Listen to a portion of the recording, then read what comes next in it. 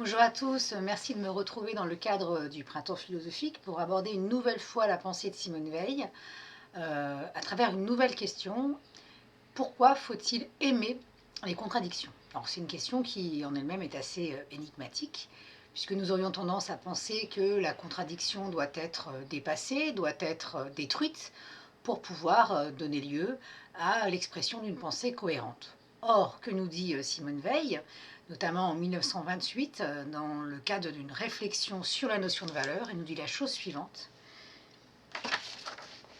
Un progrès décisif serait réalisé si l'on se décidait à exposer honnêtement les contradictions essentielles à la pensée, au lieu de chercher vainement à les écarter.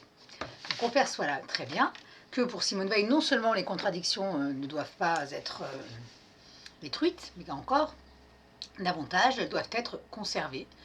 Nous devons y revenir pour faire œuvre en fait de philosophe, et ce serait là, nous dit-elle, un progrès essentiel.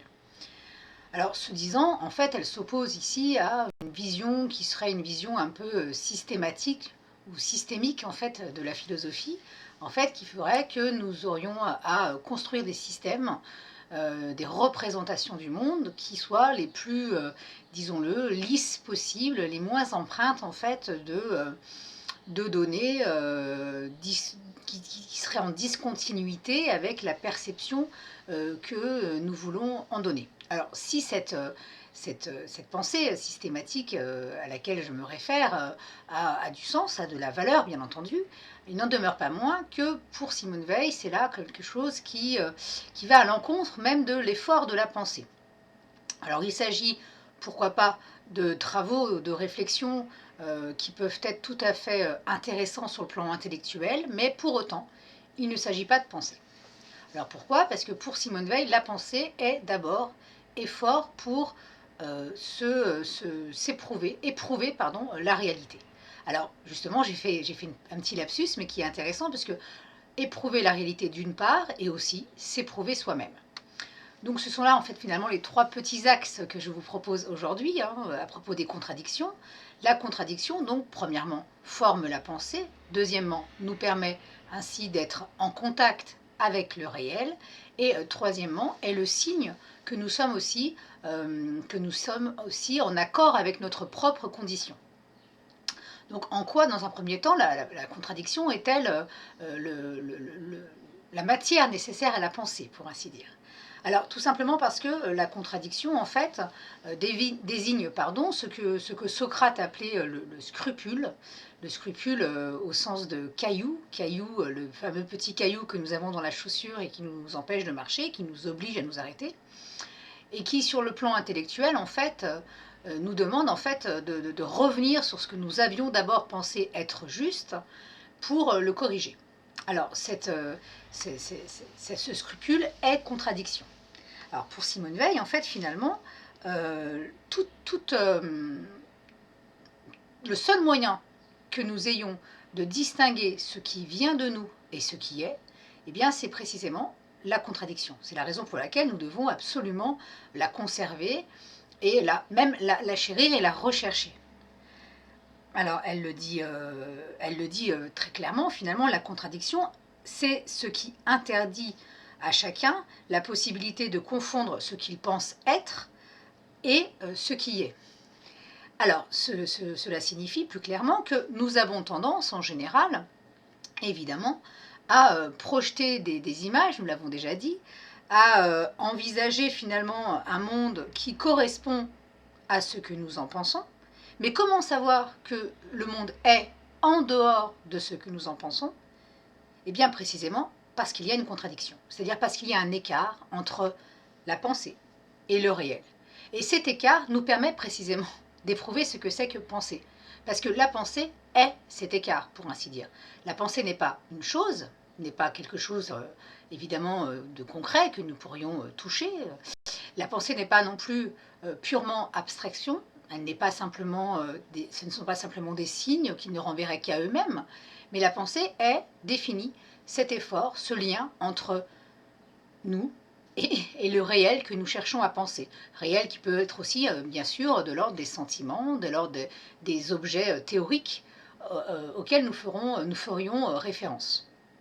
Donc finalement, ce que peut la contradiction pour la pensée, eh bien, c'est lui fournir une forme de limite, une forme de cadre qui, en somme, l'empêche d'être purement abstraite.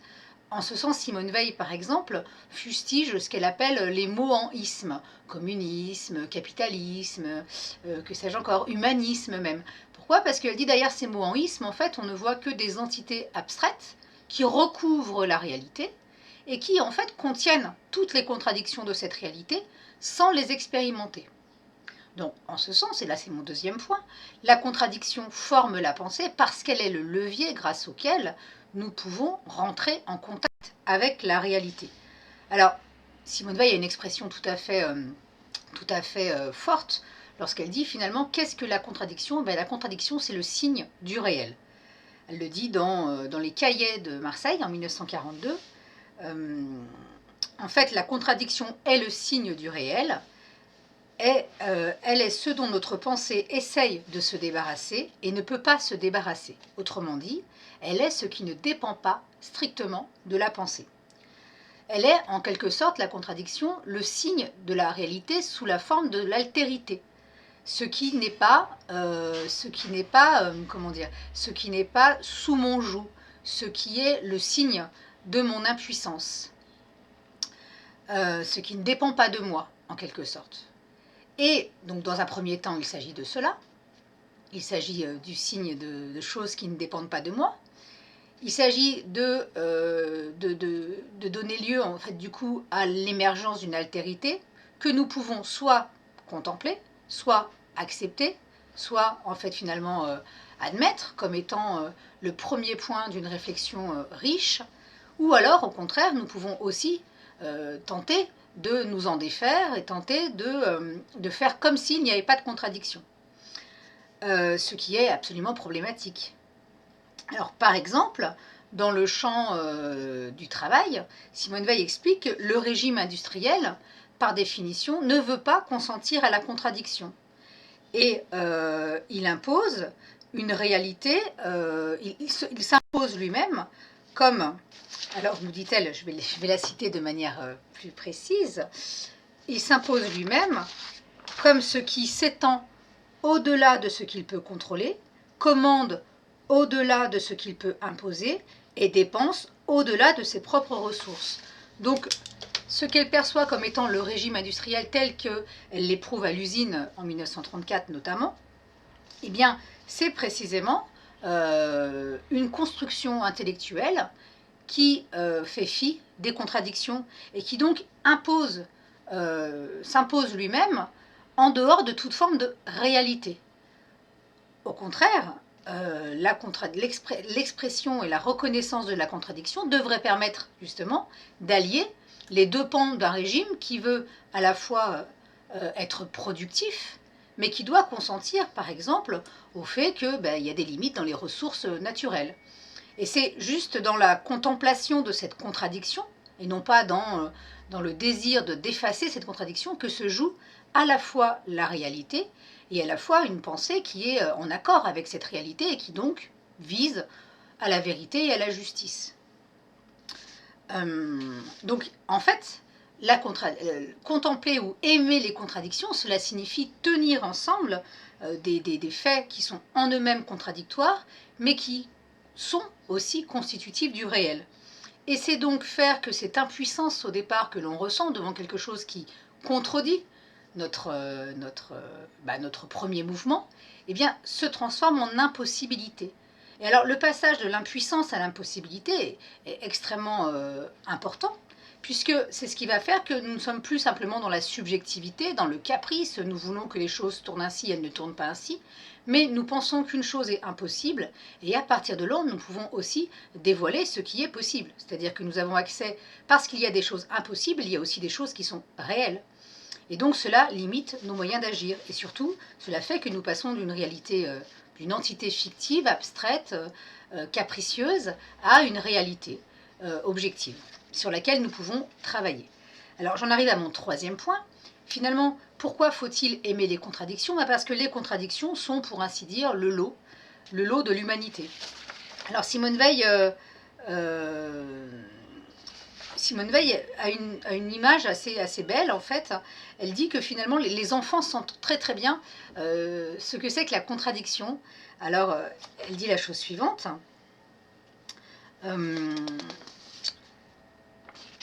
Alors, à propos, en fait, de la gourmandise légendaire des enfants, elle nous dit « Les enfants sentent très bien, finalement, ce qu'elle appelle ce malheur. Ce qu'on mange, on le détruit. Ce qu'on ne mange pas, on n'en saisit pas la pleine réalité. » Donc voilà, elle montre, elle fait référence à, voilà, à un enfant qui aurait devant lui un gâteau, voilà, qu'il souhaiterait manger. Et donc voilà, la contradiction, c'est que pour pouvoir savoir ce qu'est ce gâteau, il faut le manger. Et si jamais je le mange, il n'y a plus de gâteau. Donc en fait, finalement, il y a une espèce de tension comme ça qui dit bien ce que c'est que la condition des hommes, c'est-à-dire le désir finalement. Et c'est-à-dire le désir d'être de quelque chose qui à la fois que nous voulons saisir et qu'à partir du moment où nous l'avons saisi, nous allons le détruire. Donc en fait, la condition humaine est contradiction. En ce sens, Simone Veil, évidemment, se réfère aussi à la pensée de Pascal, hein, qui dit que l'homme est un monstre incompréhensible, c'est-à-dire vraiment qu'il est le lieu des contradictions, à la fois pensée et à la fois désespérément matière, mortelle, et pensée de sa mortalité. Donc cette contradiction qui est essentielle à l'homme, eh bien, lui impose des limites, et fait qu'une vie philosophique réussie, si tant est que cela puisse avoir du sens, eh bien, ce serait une vie en accord absolu avec ces contradictions, une vie où le « en même temps » serait pleinement ressenti, nous serions à la hauteur finalement de cette injonction à tenir les différents pans de nos existences et de notre pensée. Alors, du coup, finalement, chérir la contradiction, c'est être lucide.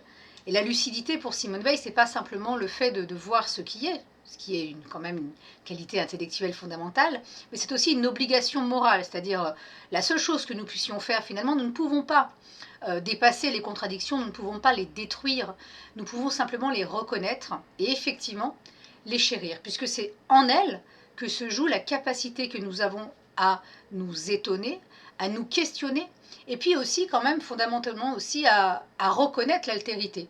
Alors, je finirai par une référence au philosophe allemand Fichte, que Simone Veil n'a jamais cité, mais qui me semble fort pertinente ici. Fichte dit j'aime et le monde est. Alors, que veut-il dire par là? Il veut dire à partir du moment où je suis amoureux, eh bien, je m'aperçois que je ne peux pas tout, qu'il existe un autre avec lequel fondamentalement je suis en contradiction. Voilà, merci de m'avoir écouté et puis à bientôt.